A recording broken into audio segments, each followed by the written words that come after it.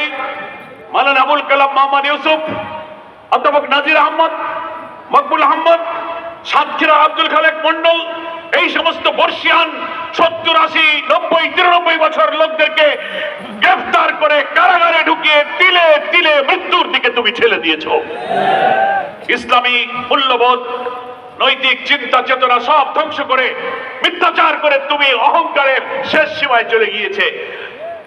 আর গণ অভ্যুত্থানের আন্দোলনে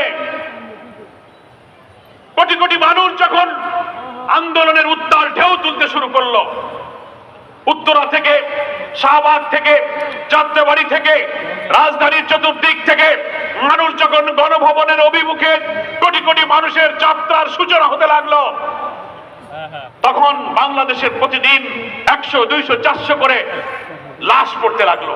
হেলিকপ্টারে উঠে এই ফ্যাসিস্ট হাসিনা দেশের মানুষকে, সেই দেশের প্রধানমন্ত্রী হেলিকপ্টারকে গুলি করে হত্যা করে। আপনি দুনিয়ার, এটা কি যুদ্ধ? দেশের মানুষকে তুমি এইভাবে হত্যা করেছো, শিশু, নারী, পুরুষ, আলেম উলামা হত্যা করেছো।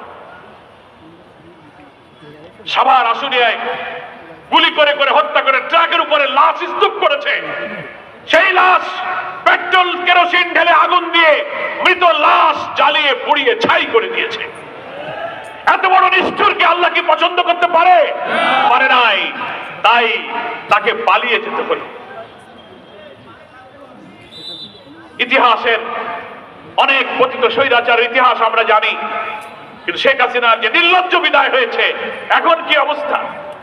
উনি চলে গেলেন, কোথায় চলে গেলেন? আমরা বলেছি যেখানকার মাল সেখানেই চলে গেছে।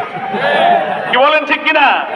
যেখানকার মাল সেখানেই। আর যাইও তো শান্তিতে নাই, পাগল হয়ে গেছে, অস্থির হয়ে গেছে। ষড়যন্ত্র, বিভিন্ন এজেন্সিকে কাজে লাগানো, মাঝে মাঝে অডিও ভিডিও দিয়ে বক্তব্য ছেড়ে দেয়। ইউটিউব, ফেসবুক দেখেন না, আসে। এদেশের থেকে উনার মুরিদরা বলে, আপা দেশের অবস্থা ভালো না, আপনি আসেন, আমরা আসি। আর উনি বলেন যে তোমরা চিন্তা করো না, আমি কাছাকাছি আছি, ঢুকে পড়বানে যে কোনো সময়।